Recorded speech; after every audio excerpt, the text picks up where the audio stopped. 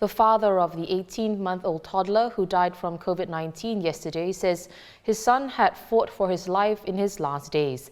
This is Singapore's first COVID-19 death in a patient below 12 years old. Well, his father writes on LinkedIn, "Today, my strong, brave son passed on to the next world after fighting for his life." The father says these past few days had been difficult and that he would be spending time with his loved ones and not responding on social media.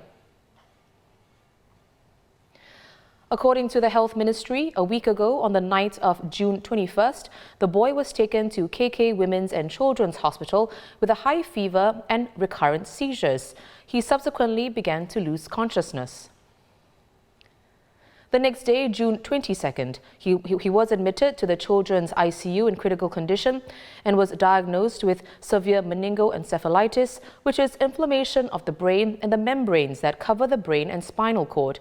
He was also positive for COVID-19 as well as for 2 other viruses. And his death was reported on June the 27th. He had died of encephalitis due to the 3 viruses.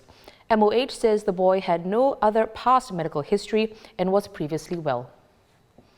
Paediatrician Dr. Lim Yang Chern is here to shed some light on children and encephalitis. Dr. Lim is from Thomson Paediatric Centre. So, Dr. Lim, we know the child died of encephalitis due to 3 viruses, one being COVID-19. How common is encephalitis in children that could result in death? Encephalitis in children generally is an uncommon to rare presentation. Many viruses are known to cause viral encephalitis. If we're looking at all-cause encephalitis, we're looking at probably about 4 to 10 cases per 100 per year. And some studies have actually shown that the highest incidence of encephalitis is in the young infants. That means children up to a year of age. Dr. Lim, could you also tell us more about the other 2 viruses that, that resulted in this child having encephalitis? So I think of the 2 viruses that were found together with this patient, there was this RSV, which is the respiratory syncytial virus, as well as Enterovirus. Between the 2, Enterovirus is well known to actually also cause encephalitis a little bit more commonly than RSV. But Enterovirus is a big basket, it's a big family of viruses. So things like the viruses that cause hand, foot, mouth disease belong to Enterovirus. It can also cause very minor diseases like this other variant called rhinovirus is part of the Enterovirus family as well. And it can actually cause the common cold, stomach flu, and things like that. So RSV tends to be a respiratory illness. It tends to affect the respiratory tract more. In children around less than 2 years of old, it's one of the leading causes of hospitalization for this disease called bronchiolitis. So these are the 2 other viruses that were found in this child. Are children the most vulnerable to encephalitis, Dr. Lim? And what are the signs that parents, they can look out for? So I think for children, generally the younger you are, the higher the risk for encephalitis. And we know that these viruses like to attack the brain in the young children.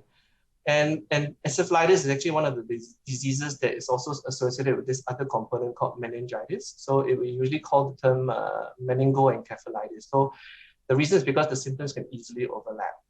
So for encephalitis, a lot of times the symptoms can be quite vague, not very specific. And depending on the age of the child, the symptoms can be a bit more or less obvious. So for the pre-verbal children, some things that you might notice would be things like behavioral changes, like not being able to recognize their primary caregiver, inconsolable crying even by the person closest to them. And the other thing that can happen, which is a serious red flag, is actually drowsiness. So drowsiness is actually a bit different from lethargy. Some people confuse the 2. So lethargy in general is just a decreased activity level. The kid's just a bit more tired, but not particularly sleepy, and they rouse easily from sleep.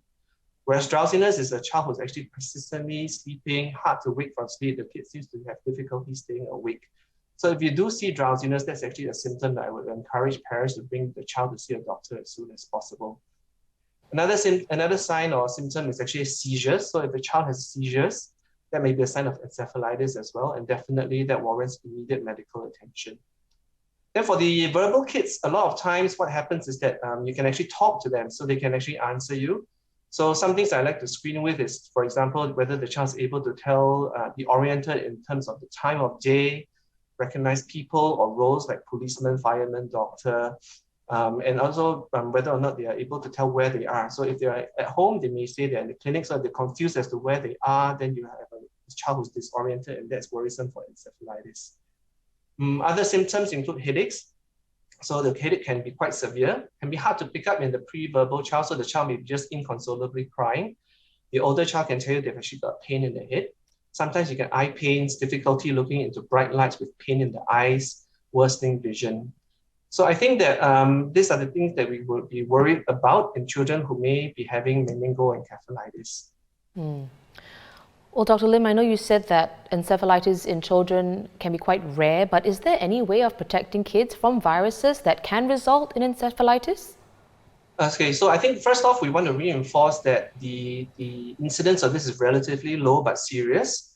So I think what we want to do is, if there's a virus for which there's a vaccine, you should really try and get the vaccine, because even if the vaccine doesn't protect you against getting the disease, it actually most of the time it can protect you against the serious complications or sequelae from the infection. So COVID-19 is one of those viruses that we do have a vaccine against. So first thing you can do to protect your child is to get the child vaccinated if they're able to get vaccinated. Unfortunately for RSV and Enterovirus, we don't really have any vaccines in Singapore available for them.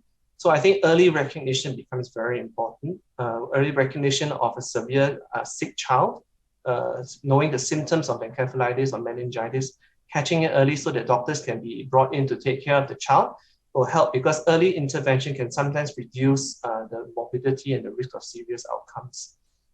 I think other things that are very important are your good hygiene practices, like masking up when you can, very good hand hygiene, because enterovirus, for example, is spread often by contact spread. That means the saliva or the secretions or the poo and the pee of the child can have a lot of the virus. And so if you by chance touch it because it's on the surface, you can catch it that way. So good hand hygiene, washing hands properly before eating and drinking, no matter what your age is, will be helpful. And also just good community practices, so staying home when you're unwell, seeking medical attention early, all these things can help mitigate and lower the risk of serious issues arising from catching encephalitis. Thanks for watching. Be sure to subscribe to the channel and hit the bell icon to be notified of new videos.